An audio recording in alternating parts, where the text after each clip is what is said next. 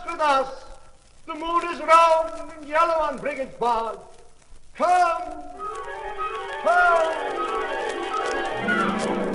That was a pixie calling Pat to dance in the moonlight on Brigand's Bog. And he did. He danced as no one in Ireland had ever danced before. And when the moon had set at last, he had holes in his shoes and a fortune in his pocket. How did it happen? Listen.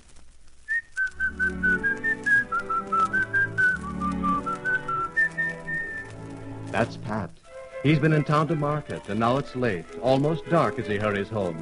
His pockets are bulging with parcels, for Pat makes his living by running errands for the neighbors.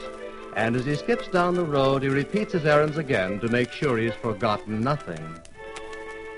A dozen bright bowls of red yarn for the milkmaid, a package of snuff for the Parson O'Brien, a paper for Peter to show all his bills paid, and one gross of buttons for old Mrs. Ryan. A kettle and cover of shiny new copper for Betsy, who lives down in Dover Road Lane. For Dr. McGinty, a penny eyedropper, and one extra special mahogany cane. Getting late it is, and here I am where the road divides. Now let me see, which way do I go? My mother said, going to town, turn left. Going home, turn right. Or was it the other way around? Down right lane, homeward bound I jog, but left lane leads to Brigand's Bog. Brigand's Bog? It was a pleasant enough spot by daylight, a marshy, overgrown place where sweet arbutus grew. But at night, not many cared to go near it.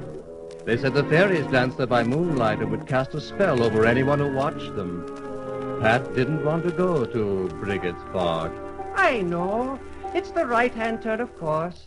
And home I'll be in half a jerk. Down right lane, homeward bound I jog, but left lane leads to Brigand's Bog. And all of a sudden the moon shone bright as day, and Pat found himself in Brigand's Bog. Brigand's Bog was full of pixies, and they were dancing so it made Pat's feet tingle just to look at them. He sat down at the side of the bog and tapped his toes in time to the music. And then the pixies saw him there, and they stopped dancing. A little man came up to Pat. He wore a black hat, a green coat and knee breeches, white stockings and red shoes. And he was barely 2 feet high. Would you like to dance with us, Pat? Sure, and I'd like to, Your Honor, but I must be getting home with me packages. Oh, come, Pat. The packages will wait. Come and dance.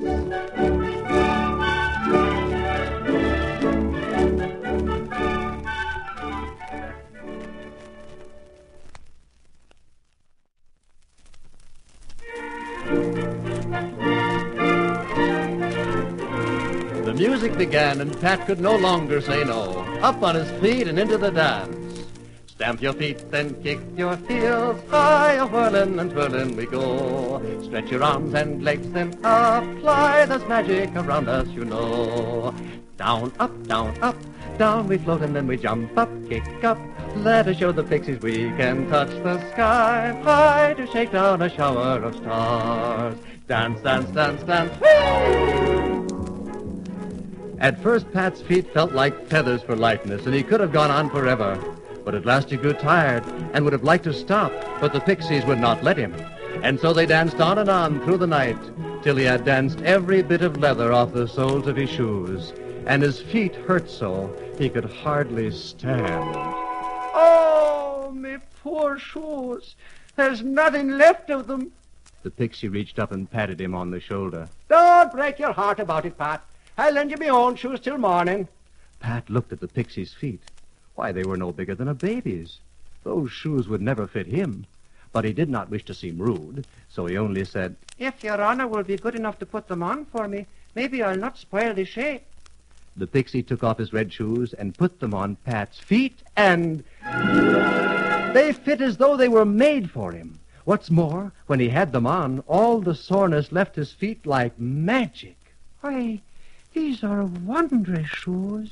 Be sure to bring them back to the bog at sunrise, Pat. Oh, and Pat, before you go, look around and tell me what you see. Pat turned, And there on the ground, everywhere he looked, were precious jewels. Pearls and diamonds and emeralds. Will you help yourself, Pat, or take what's given you? 'Twould be most impolite to help myself. I'll take what your honor pleases to give me and be thankful. Good boy. Then I'll give you these arbutus blossoms, here and here. Put them by for luck, Pat. Pat would have liked some of those precious jewels, but he took the arbutus blossoms and thanked the pixie kindly. Then, as he turned to leave the bog, the little man stopped him again. Just let me dust those shoes for you, Pat.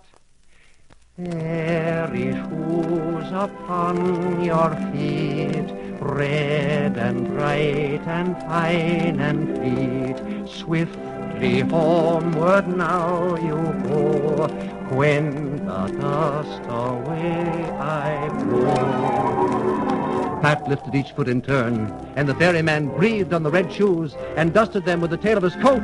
And when he finished, there was Pat, packages, red shoes and all, at his doorstep.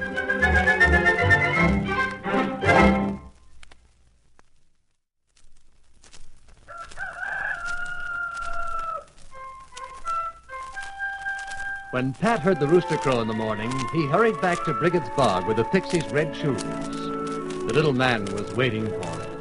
The top of the morning, your honor. Here's your shoes. You're an honest boy, Pat. Did you look at the arbutus blossom this morning? I have not, sir. I came off as soon as I was up. Then look when you get back, Pat. And good luck to you. What did the pixie mean by that? They were just ordinary flowers. Pat thought about it, and then began to run. Across the bog, over the wooden footbridge, through the meadow, then home. Straight he hurried to the place he had left the arbutus blossoms. And what do you think? They had turned into gold pieces. Gold! Great, shining, round pieces of gold. Thank you, good Pixies. Thank you. You're an honest boy, Pat. Now Pat was rich and could buy that pair of shoes he needed. Off he went to the shoemaker, who was busy in his shop. Well, Pat, me boy, did you come to learn more about making shoes? Oh, no, thank you, Mr. Kelly. That is, I mean, I do want to learn how to make shoes, so someday I can be a shoemaker and not be running errands all my life. Can't be you need a patch on your shoes so soon. It's new shoes I'm needing, Mr. Kelly, sir. Again? And the last one is not yet paid for?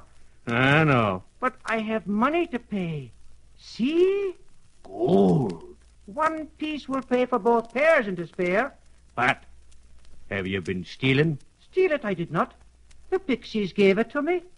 Likely story. Indeed, it's true. There I was, a-coming home from town, and I took the wrong road and found myself at Brigit's Bog. And the moon was high, and the Pixies, bless their little hearts, a-dancing as merry as can be. And Pat told the whole story to the shoemaker. Told him about the wondrous fairy shoes that fit his feet as if they were made for him, and whisked him home in the twinkling of an eye. Told him about the arbutus blossoms that turned into gold pieces. And the shoemaker listened with wide-open eyes and a greedy heart. I'd like some of that gold for myself, he thought to himself, and he made up his mind that he would get some. That evening, as the moon rose, it found the greedy shoemaker on his way to Brigit's Bog. And at Brigit's Bog, it found the Pixies starting again their evening of dancing and fun. When the shoemaker came up, they invited him to join the dance. The music was merry and fast, and the shoemaker was old and fat. So it wasn't too long before he was ready to stop and catch his breath. But no, he must whirl and twirl and skip and hop. And there was no stopping until the shoemaker had danced all the leather off the soles of his shoes, just as Pat did, and his feet were sore and blistered.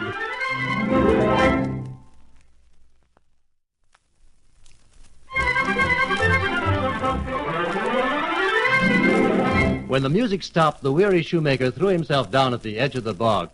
There's nary a breath in my body nor leather to my feet. The little Pixie came up to him. I'll lend you my own shoes till the morning. Here, let me put them on. Thank you kindly, little man.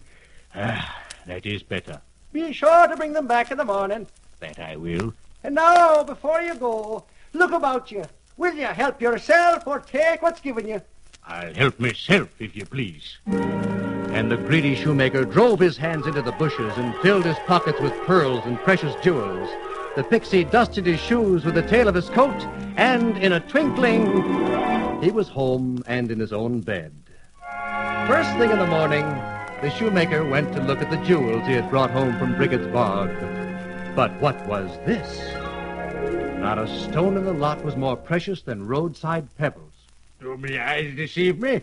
They were jewels when I brought them home. But perhaps I should not have looked till I returned the shoes. Still, 'twould be foolish indeed to give the little man back these magical shoes. I'll just make him another pair and keep these for myself. So he left the magical shoes on his feet and made a small pair of red shoes as like the fairy shoes as can be, and at sunrise he went to the bog. Good morning to you, cobbler. The top of the morning to you, sir. Here's your shoes. Indeed? Have you looked at the things you got last night? Not a peep. I took at them before I left. Be sure to look when you get back. That I shall. A good day. Oh, before you go, if my eyes tell me true, there's the least taste in life of dirt on your shoes. Let me dust them with the tail of my coat. Ha! That means home in a twinkling, to be sure. And the ferryman rubbed the cobbler's shoes with the tail of his green coat. When all was done, the cobbler's feet seemed to tingle, then to itch, then to smart, then to burn. Oh, my feet! And at last he began to dance, and he danced all around the bog while the pixies held their sides with laughter. And he danced till he cried out with weariness and tried to shake off the shoes, but they stuck fast, and the pixies drove him out of the bog, through the prickly bushes and away. And where he danced to, I can't tell you. Whether he ever got rid of the fairy shoes, I don't know. The jewels were never more than roadside pebbles, and nobody ever heard of the shoemaker again. As for Pat, he turned to making shoes himself, and in time he made them as well as ever he had run errands. A fine pair of shoes for the young miller's daughter, some sandals for Sharon as soft as the rain, big brogans for Brian to keep out the water, and then I cut leather all over again. Now he had new shoes whenever he wanted them, but never again did he wear the leather off his feet, dancing with the pixies in Brigit's bog.